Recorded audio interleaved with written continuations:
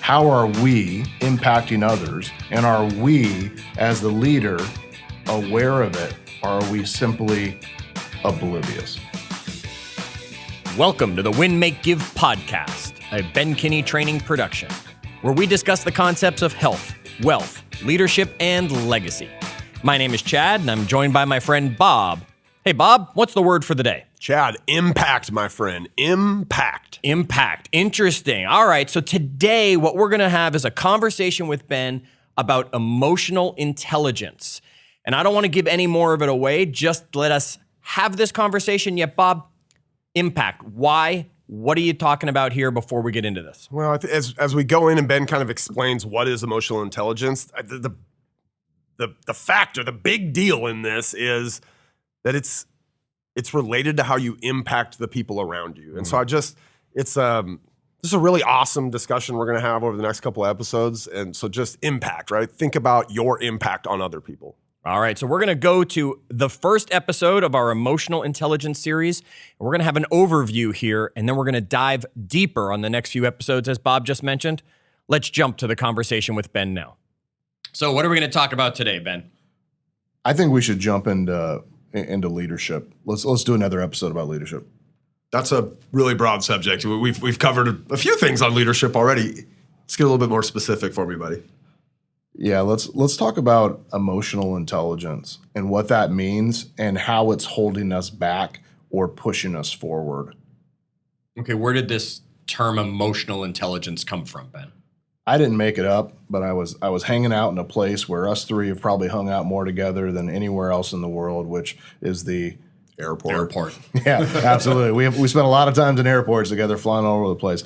But this particular time, I wasn't with you guys because I remember I was walking through one of those convenience stores and I was looking at books and magazines, and I looked down at this book, big blue covered. It was one of the Harvard Business Review ones, the ones that say HBR on the front, and it had a phrase on the front called emotional intelligence.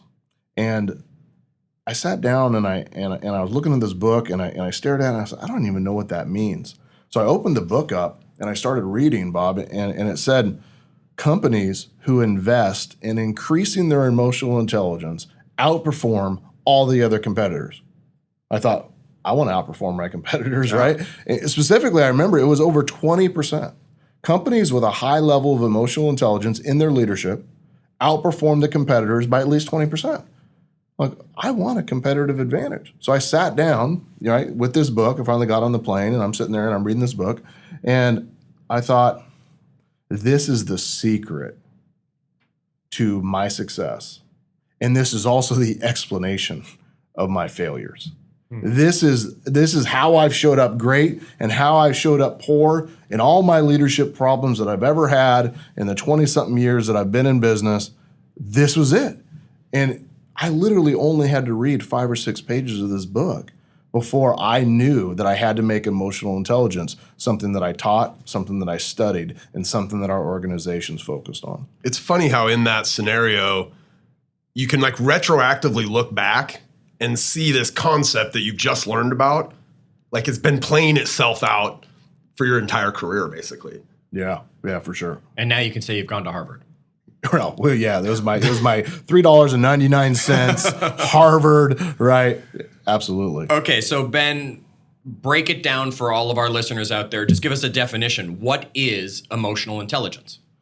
Emotional intelligence, based on what Harvard wrote about, was broken into 5 separate categories, which we'll talk about briefly today. But if you summarize it, what it really is how is our own emotional makeup, how we behave, how we act, who we are inside, affecting our ability to become a great leader? What is our impact on others? And it's broken down into these categories in such a way that it's actually something that we can focus on, something that we can go and try to improve, or something we can go and try to repair. So there's a system or a model here that kind of defines what this is, which in your world then gives you an ability to say, I can start to impact these things. I can start to make changes. Yeah, in the book there wasn't. But when I read it, I knew that I had some already, and then I needed to make more. I needed to systematically come up with a plan for me to improve my emotional intelligence and for the leaders in my companies to improve theirs. And that's what we did.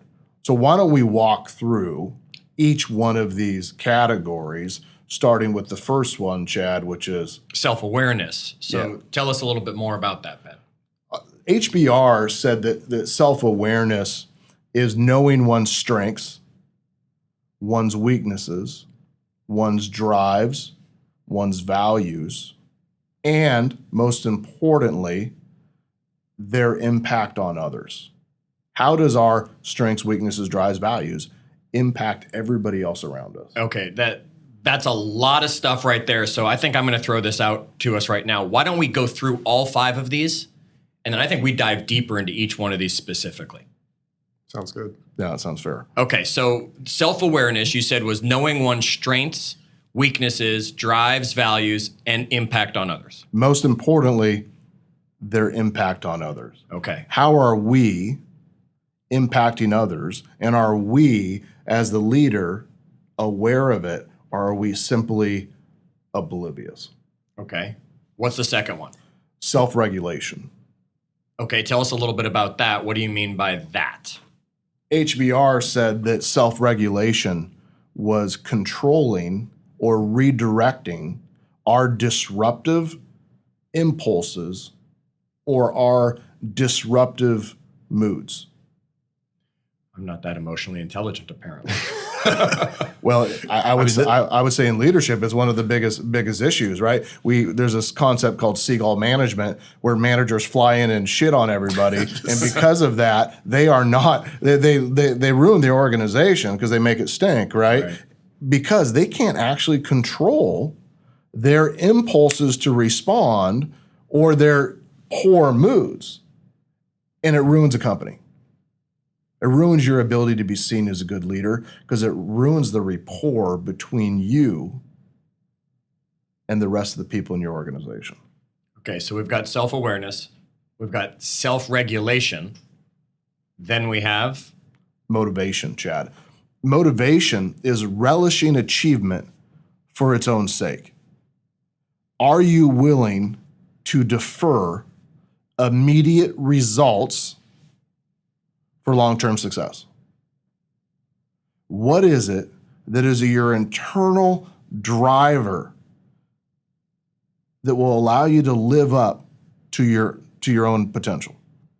Okay, and this is a huge challenge. We know with so many people, they want results yesterday, right? Amazon has ruined us with the fact that now we can get it tomorrow. We want our results that way. So I really look forward to talking about that one with you. So we've got self-awareness, self-regulation, motivation. Number 4 is empathy. And a hard thing for leaders, and one of the things that I work on the most, how do I understand other people's emotional makeup? I'm interested in diving deep into this one. I've heard you often say to us, the other leaders in your organization, like, let's stop for a second, put ourselves in that person's shoes. What could be going on there? So this is a big one for us. Yeah, we even brainstorm sometimes, like, let's think about what they're going through or who they are, why they're upset. That's what empathy is, right? Empathy can take an average leader and turn them into an amazing leader. And a lack of empathy, right, can ruin an organization. It leaves a wake. It does, right? We've seen leaders from politics to big businesses to all over who lack empathy. And it often shows up because those organizations can't retain anybody. They don't keep anybody in their world because they just don't have the ability to be empathetic. That's a great way to look at it, the retention. Now, would you almost say, Ben, before we get on to the 5th one here, would you almost say that therefore self-awareness is knowing within you, whereas empathy is knowing within them? Yeah, well put, Chad. Okay. So, and we'll dive into that one a lot more. So we've got self-awareness, we've got self-regulation, we've got motivation, we've got empathy, and then we've got number 5. And number 5 is? Social skill. It's our own ability to build rapport with others so that we can move them in a desired direction. Like John Maxwell says that the first level of leadership, right, is people that have a position, right? I'm your boss, therefore you have to do what I say. But that's not what a great leader does. That's maybe what a manager does. A great leader says, how do I build enough relationship with Chad and Bob so that I can help them move in a direction that would accomplish their goals and the company's goals, right? That's influence. That's your social skill. And a lot of people don't have it because they're not empathetic. They don't have any self-awareness. They're motivated for the wrong reasons. They can't self-regulate themselves. They have a complete lack of emotional intelligence, which causes them to be a faulty leader. So if you're listening to this podcast because you want to take your organization to the next level, we believe that it comes from becoming a better leader. That's one of the major subjects that we're going to talk about is how do we help you become your full potential. And many of these things are a better leader of yourself. I mean, that's almost exclusively what we're talking about here. It starts with that. Yeah. We don't have the right to lead anybody else until we've done a great job leading ourselves, right? So as we go through this experience, right, we'll dive into these subjects in greater detail. Intro into emotional intelligence is what we just dove into. Looking forward to diving into that with everybody. Looking forward to bringing these even deeper. Now you've got a general understanding, everybody, of emotional intelligence. Ben, thanks for breaking down your airplane flight and the book that you were able to read for us. Looking forward to what you have to say on each one of these in upcoming episodes. Buckle up, right? Because I feel like there's a lot of self-reflection in here. Like a lot of this is you taking stock in kind of who you are. Yeah. Bob, there was a lot in that short conversation with Ben. What do you think? Well, I think that we're going to have to spend a few episodes unpacking this list. Probably a good idea. So here's what we're going to do for you, folks. We're going to take each one of those pieces of emotional intelligence that Ben was talking about, and we're going to dive deep into each one. The next 5 episodes will help you really unpack this emotional intelligence conversation. So make sure you're subscribed wherever you get your podcast from. You can always visit us at winmakegivepodcast.com.